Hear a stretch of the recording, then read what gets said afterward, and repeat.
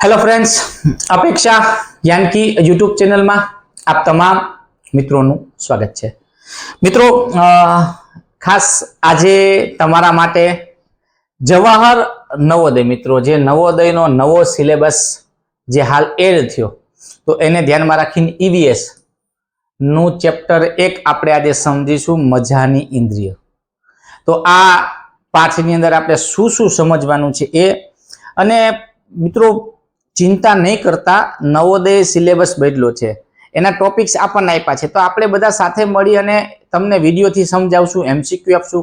फक्त ने फक्त 15 प्रश्नो ज छे मित्रों, एमसीक्यू ना 15 ज प्रश्न छे, एटले बहु चिंता करवानी जरूर छे नहीं, केम के नेगेटिव मार्क नथी। ओके, एकाद बे प्रश्न खोटा पड़शे तो कई चिंता नहीं, केम के प्रथम वखत ज आ नवो अभ्यासक्रम एड थयो छे। तो मजानी इंद्रिय जेमां प्राणीओनी वात करवानी छे मित्रों, अलग अलग कूतरो छे, हाथी छे, वाघ छे, चामाचीडियो छे, कीड़ी छे। तो भगवाने आपेली इंद्रियोनी आमां चर्चा आपणे करवानी छे। चालो, तो आनी अंदर आपणे बधी आ बाबतो इंद्रियो आपेली छे मित्रों, आंख, नाक, कान, एनी आपणे चर्चा आ पाठमां आपणे करशुं। खास जो मानवनी वात करवामां आवे तो भगवाने आपेली अनमोल जो श्रेष्ठ होय तो मानव छे, सर्जन, भगवानનું उत्कृष्ट सर्जन मानव। तो मानवने भगवाने शुं आप्युं? तो 5 इंद्रियो आपी। कई कई 5 इंद्रिय आपी मित्रों? आंख, कान, नाक, जीभ अने त्वचा। आ मित्रों આપણે જોઈ શકીએ છીએ આંખ, નાક, કાન, જીભ અને ત્વચા। આંખ જોવાનું કામ કરે, નાક સૂંઘવાનું કામ કરે, કાન સાંભળવાનું કામ કરે, જીભ સ્વાદ પારખે છે અને મિત્રો આ ચામડી છે શરીરની, આ ચામડી મિત્રો જોઈ શકો છો ઈ તાપમાન, ઠંડી, ગરમીની માત્રા માપે છે। ચામડીનું પણ એક સરસ ભૂમિકા છે, એ આપણે આજે જોશું। તો આ અદ્ભુત દુનિયાની અંદર મિત્રો મજાની ઇન્દ્રિયમાં આપણે આ બધું સમજવાનું છે। માનવનું આ મિત્રો શરીર આપણે જોઈ શકીએ છીએ અલગ અલગ અલગ। તો કોની કઈ ઇન્દ્રિય સતેજ છે? બધાની પાસે બધી વસ્તુ નથી। કૂતરો છે તેને સૂંઘવાની શક્તિ શ્રેષ્ઠ આપી છે, જો વાઘની અંદર પણ અલગ અલગ શક્તિ છે, કીડીમાં પણ શક્તિ છે। માનવ પાસે બધી ઇન્દ્રિય છે, તો માનવ ધારે તો કરી શકે જે શક્તિનો ઉપયોગ કરવો હોય। તો અહીંયા વાત કરી છે શું પ્રાણીઓ इंद्रियों आपड़ा जेवी ज होय छे, बधा प्राणी। तो अहीं वात थई मनुष्य पासे 5 इंद्रियोनी जे वात छे के दुनियामां आ इंद्रियो खूब ज शक्तिशाળી छे अने विशिष्ट होय छे। प्राणीओने शिकार करवा माटे मित्रों, प्राणी छे ए पोतानी जे इंद्रिय आपी छे एना द्वारा ए शिकार करवा माटे, पछी दुश्मनथी बचवा माटे। जो कोई वखत तमने ख्याल हशे तो ए शक्तिना माध्यमथी आपने ख्याल छे के 2004 ની ઘટના ગઈ તો એ ટાપુ ઉપરની વાત છે અંદમાન। તો ત્યાં ભૂકંપ કુદરતી આફત આવી ત્યારે જે સ્થાનિક લોકો હતા એમ કહેતા કે પ્રાણીઓએ પોતે સંકેત આપે છે ને ટાપુમાંથી દૂર જાય છે, પછી આ કુદરતી ઘટના બની। 2001 માં જે ભૂકંપ આવ્યો ત્યારે પણ આપણા બાંધેલા પશુ હતા એ પોતાની અલગ શક્તિ દ્વારા ભાંભરવા માંડ્યા, અલગ અલગ સંકેત આપે, પણ એ ભાષાને હું સમજી શકવો જોઈએ। કાગડો છે બીજા કાગડાને સંદેશ આપતો હોય પણ આપણે વાંચી સમજી નથી શકતા।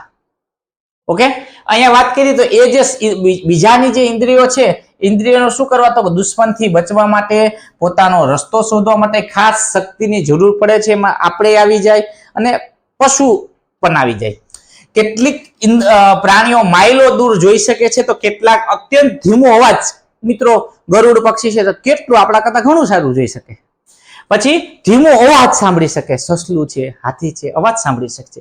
કેટલાક છે ગંધ, તો કીડી છે તમે જોઈએ છે કીડી એક સરખી જાય છે, બરાબર? તો એ બધી ગંધ ઓળખે છે। તો અલગ અલગ પ્રાણીની વિશેષ શક્તિઓની વાત આમાં કરવામાં આવશે।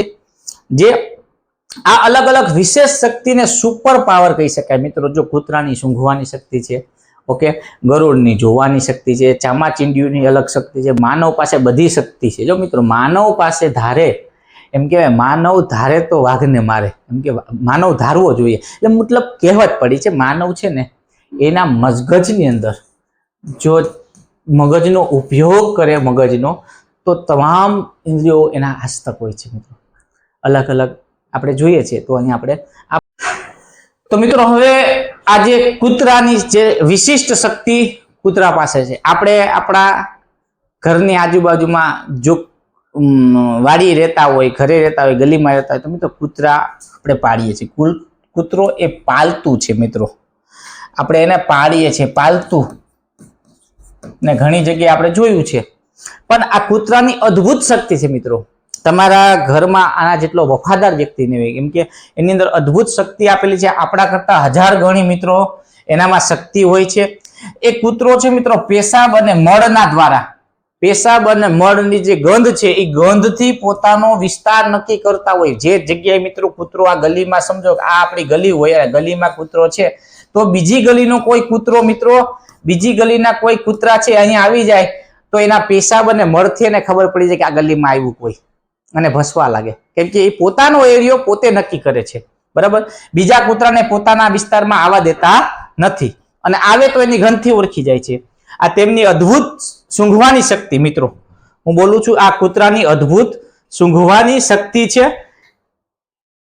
આ સૂંઘવાની શક્તિને કારણે મિત્રો તમને ખ્યાલ હશે કે કોઈ ગુનેગાર છે, કોઈ ખૂની છે, તો મિત્રો અહીં લખ્યું છે પોલીસ એને સર્ચ ડોગ તરીકેનો ઉપયોગ કરે છે, તાલીમ આપે છે. કોઈ ગુનેગારને પકડવો હોય, છુપાયેલા વિસ્ફોટ હોય, દાખલા બોમ્બ વિસ્ફોટ કોઈ સતાડ્યા હોય, ત્યારે કૂતરો આવે, ડોગ આવે, અને આપણને ખ્યાલ છે સરસ રીતે આપણને મદદ કરે છે. અને આપણા માનવ જીવન માટે મિત્રો, માનવને માટે એક માનવ સાથે જોડાયેલું અંગત કહી શકે એવું જો કોઈ હોય તે કૂતરો છે. કૂતરાનું નાક બહુ સતેજ હોય છે, અહીંયા તમે જોઈ શકો છો એની ઇન્દ્રિય. ત્યાર પછીની વાત કરીએ તો કે ભાઈ કીડી.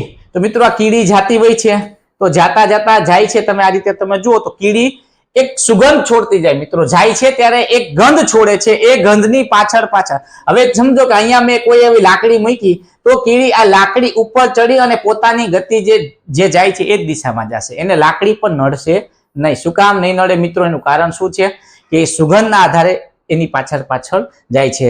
પછી બીજી એક વાત કરીએ તો રેશમના કીડા છે એ ગંધ પારખવા માટે એટલા સક્ષમ છે કે પોતાના માદાને સુગંધની મદદથી કિલોમીટર દૂર હોય તો પણ એ ઓળખી જાય છે, શોધી લે છે. ત્યાર પછી આવે છે દ્રષ્ટ, પક્ષીઓની દ્રષ્ટિ. મિત્રો પક્ષી છે, આપણને ખ્યાલ છે મોટા ભાગના પક્ષીઓની આંખો ક્યાં હોય છે? માથા ઉપર. જો માથાની બંને બાજુ એની આંખો હોય છે, આપણે પક્ષી જોયા છે. આથી તેઓ એક જ સમયે બે અલગ અલગ દિશામાં જોઈ શકે. અહીંયા મિત્રો આંખ હોય ત્યારે બે બાજુ જોઈ શકે છે. જ્યારે તેઓ સીધું જોવે ત્યારે બંને આંખો એક જ તરફ ફોકસ કરે છે. પક્ષીઓની આંખની કીકી સ્થિર હોય છે, તે આપણી જેમ આંખ ફેરવી શકતા નથી. તેથી આસપાસ જોવા માટે તેઓ પોતાની ગરદનને ફેરવે છે. કાગડો છે, ઘુવડ છે મિત્રો, આમ આપણે જોઈ શકીએ છીએ કે ઘુવડ છે એ 270 ડિગ્રી સુધી ફેરવી શકે છે ગરદનને, આ રીતે, બરાબર. અને અહીં ચિત્ર આપ્યું છે કે જોવાની દ્રષ્ટિ કિલોમીટર દૂર મિત્રો, ઉપરથી ઘણા બધા અંતરેથી પણ એમ કહેવાય છે પક્ષી પોતાનો શિકાર ગોતી લેતું હોય છે. આ આપણે કહી શકીએ કેમ કે જોવાની દ્રષ્ટિ એની વધારે હોય છે. જો માણસ છે 2 મીટર જોઈ શકે, તો અહીં ગરુડ એના કરતા વધારે ઊંચાઈથી પણ મિત્રો જોઈ શકે છે. તો ગરુડની જોવાની શક્તિ, પોતાનો શિકાર છે ઊંચાઈ ઉપર હવામાં ઉડતું હોય ગરુડ, પણ પોતાના શિકારને મિત્રો ગરુડ પકડી લે છે. કેના દ્વારા? તો આંખની કીકી, પોતાની આંખની સતેજ મિત્રો, પોતાની સતેજ આંખથી એમ કહેવાય 8 મીટર ઊંચા અંતરથી પણ સ્પષ્ટ રીતે જોઈ શકે છે. પ્રાણીઓના રંગો કેવી રીતે જુદા હોય છે મિત્રો? આપણે જો માણસ છે ગુલાબને આ રીતે જોવે છે, કૂતરો હશે તો ગુલાબને આ રીતે દેખાય કૂતરાને, પછી બર્ડ્સને આ રીતે દેખાય છે, અને એનિમલ અને સમજો કે સાપ છે ને આ રીતે દેખાય, બરાબર. આપણે માનીએ છીએ કે દુનિયા જેવી આપણે દેખાય છે તેવી જ બધાને દેખાતી હશે, તો ના, આપણે જેવી રીતે દેખીએ છીએ એવી દ્રષ્ટિ, એવી આંખ બીજા પ્રાણી નથી. એને જોવાની દ્રષ્ટિ આ રીતે મિત્રો અલગ અલગ જોઈ શકીએ છે. બધા પ્રાણીઓ આપણા જેટલા રંગો જોઈ શકતા નથી. એક બાબત, જે પ્રાણીઓ દિવસ દરમિયાન જાગતા હોય તે થોડા રંગો ઓળખી શકે છે, પણ જે પ્રાણીઓ માત્ર રાતે જ જાગે છે, જેમ કે ચામાચીડિયું, ઘુવડ, તેઓ માત્ર કાળો અને સફેદ રંગ. મિત્રો અહીંયા પ્રશ્ન બને કે રાત્રે જાગનારા પ્રાણી અથવા પક્ષી કયો રંગ જોઈ શકે? તો 2 જ રંગ જોઈ શકે છે, સફેદ અને મિત્રો કાળો, 2 રંગ જોઈ શકે છે. સાપ પાસે બાહ્ય કાન હોતા નથી, સાપની પાસે, પણ તે તેમની આંખો અને ગરમી ઓળખીને શિકારને અંધારામાં પણ મિત્રો શોધી લેતું હોય છે ને ધ્રુજારી ઉપરથી મિત્રો એ નક્કી કરે. ત્યાર પછી હાથી. હાથીના મિત્રો કાન જબરજસ્ત હોય છે.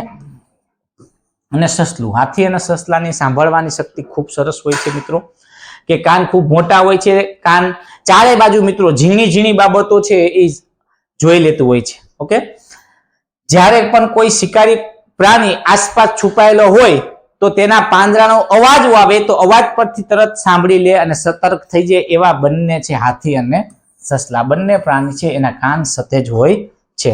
હાથીના પગમાં તળિયામાં પણ ખાસ સેન્સર હોય છે, જેનાથી તે જમીનમાં થતી ધ્રુજારી દ્વારા દૂરથી આવતા જોખમને પણ અનુભવે. મિત્રો હાથીની અંદર આ પણ શક્તિ હોય છે.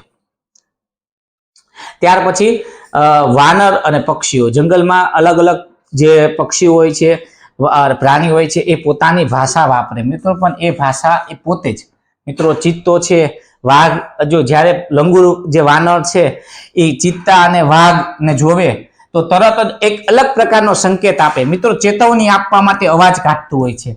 આ અવાજ સાંભળી જંગલના અન્ય પ્રાણીઓ સાવધાન થઈ જાય. આ અવાજ પરથી ખબર પડી જાય મિત્રો. શિકાર કરવા જ્યારે સિંહ કે વાઘ હોય એ કરે શિકાર, પછી બીજા પ્રાણીઓને બોલાવવા માટે અલગ અવાજ કરે છે. આપણે ખબર છે કે પક્ષીઓ પણ દુશ્મનને આકાશમાંથી શોધી કાઢે છે, જમીન પર તે દર્શાવવા અલગ અલગ પ્રકારના અવાજો કરે છે. ને આ પ્રકારને કહેવાય છે એલાર્મ સિસ્ટમ. આપણને ખ્યાલ ન હોય મિત્રો, પણ એ સંકેત એ સમજી શકે છે. ભેંસ કે ગાય છે ભાંભરે, તો એ ગાય ભાંભરે ત્યારે એનું વાછડું છે, બીજા છે, એનો અલગ અલગ જે પ્રાણી છે એ સમજી શકતા હોય છે. ત્યાર પછી ડોલ્ફિન માછલી છે. એ ડોલ્ફિન જે માછલી છે પાણીની અંદર હોય છે, તે અલગ અલગ અવાજ કરે છે, ને અલગ અલગ પ્રકારના અવાજ ડોલ્ફિન ના જે જટિલ ભાષા હોય છે કોઈ સમજી શકતું નથી. વૈજ્ઞાનિકો કે છે વિદ્યુત સંકેત દ્વારા મિત્રો સંદેશાની આપલે કરે છે. ડોલ્ફિન અંધારામાં પણ રસ્તો શોધવા કે શિકાર કરવા માટે ઇકોલોકેશન નો ઉપયોગ કરે, તે અવાજને તરંગો મોકલે છે. એટલે વિદ્યુત તરંગ મિત્રો, આવો શબ્દ આવે છે વિદ્યુત તરંગ દ્વારા માછલી છે મિત્રો એ મોકલે છે, ને તરંગથી કોઈ વસ્તુ અથડાય, પાછા ફરે છે, ને વસ્તુને તે દૂરથી જોઈ લે છે. ઓકે, ત્યાર પછીની વાત કરીએ તો લંગુર. મિત્રો આ સ્લોથ પક્ષીની વાત આવે છે પાઠમાં. આ ચિત્રમાં સ્લોથ પક્ષી છે એ મિત્રો ખાસ ઉલટું ઝાડ ઉપર રહે છે, અને ફળ અને પાંદડા મિત્રો ઝાડ ઉપર પાંદડા હોય છે ખાય છે, અને 17 કલાક સુધી મિત્રો ઊંઘે. એકદમ આળસુમાં, વિશ્વનું આળસુ જો કોઈ પ્રાણી હોય, આળસુ, તો આળસુ પ્રાણી કોણ છે? એ આ સ્લોથ કહેવાય છે મિત્રો. ઝાડ ઉપર ઉલટું લટકીને ઊંઘે છે, તે ઝાડ પર રહે છે, પાંદડા ખાય છે. અઠવાડિયામાં માત્ર એક જ વખત જો શૌચ ક્રિયા માટે નીચે ઉતરે, એટલું આળસુ.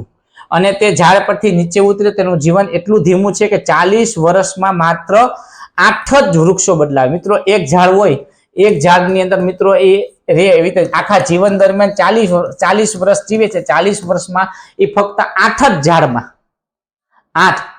ઝાડમાં મિત્રો, એટલે એક ઝાડ ઉપર એ 5 વર્ષ મિત્રો આઈ થિંક રહેતો છે. 5 વર્ષ એક ઝાડમાં રહે છે. અને આવું આળસુ જો કોઈ હોય પ્રાણી તો સ્લોથ છે. ઓકે, ઊંઘવાનું ચક્ર અલગ અલગ મિત્રો, જેમ સ્લોથ પક્ષી છે 17 કલાક, પછી આ આપણે વાત ગાય 4 કલાક, અજગર 18 કલાક ઊંઘે, પછી જીરાફ છે 2 કલાક, પછી બિલાડી 12 કલાક ઊંઘે છે. પછી ત્યાર પછી વાત થાય જંગલના મિત્રો વાઘ. જે વાઘ બધી ઇન્દ્રિયોમાં સંગમ જો હોય તો વાઘ ચતુર શિકારી કહી શકાય, કારણ કે તેની પાસે ખાસ સુપર છે એક દ્રષ્ટિ. વાઘ પાસે એક દ્રષ્ટિ છે જે 6 ગણું આપણા કરતા મિત્રો 6 ગણું જોઈ શકે છે. સાંભળવાની શક્તિ કઈ રીતે? તો બે બાજુ, જમણી બાજુ કોઈ પાંદડા ખખડતા, એક ડાબી બાજુ, બંને બાજુ મિત્રો અવાજ આવે તો અવાજને અલગ દિશામાંથી અવાજ આવે તો ઓળખી અને કાન અલગ દિશામાં ફેરવી શકે છે. તેની મૂછો હવામાં સામાન્ય ધ્રુજારીને પણ અનુભવી શકે. જો વાઘની જે મૂછો હોય મિત્રો, આ મૂછો આ રીતે એ સ્પર્શ અને સંવેદકો હોય છે. આ રાત્રિ માટે જોવા માટે આ એના રડાર છે મિત્રો, સમજાણું? કાન જબરજસ્ત સંવેદનશીલ હોય છે બધી બાબતમાં મિત્રો. વાઘ છે આગળ છે, બરાબર. તો વાઘની ગર્જના એટલી શક્તિશાળી હોય કે 3 કિલોમીટર સુધી સંભળાય. હવે વાઘની ગર્જના કેટલા કિલોમીટર સંભળાય? 3 કિલોમીટર સંભળાય છે. આટલી શક્તિ હોવા છતાં તે વાઘ શા માટે ભયમાં છે? એક પ્રશ્ન આપણે પૂછવામાં આવે છે. વાઘ છે તે સિંહ અને હાથી જેવા અદ્ભુત શક્તિઓ ધરાવનાર પ્રાણી જોખમમાં છે કે જંગલો કાપવાના કારણે ઘણી બધી પ્રાણીઓને મુશ્કેલી પડે. મિત્રો જનાવર છે મિત્રો જનાવરને રહેવાનું ક્યાં હોય તો ઘરમાં, જંગલમાં. તો આ જંગલોનો ધીમે ધીમે નાશ થયો. સમજો તમારા ઘરમાંથી તમને કાઢવામાં આવે તો તમે ક્યાં જાઓ? એમ જંગલ છે, આ જંગલ એ પશુ પક્ષી પ્રાણીનો અધિકાર છે, રહેવાનું છે. આજની જ ઘટના કહીએ તો જુનાગઢની અંદર સિંહ આવ્યો અને એક બાળકને ઉપાડી ગયો અને ખાઈ ગયો.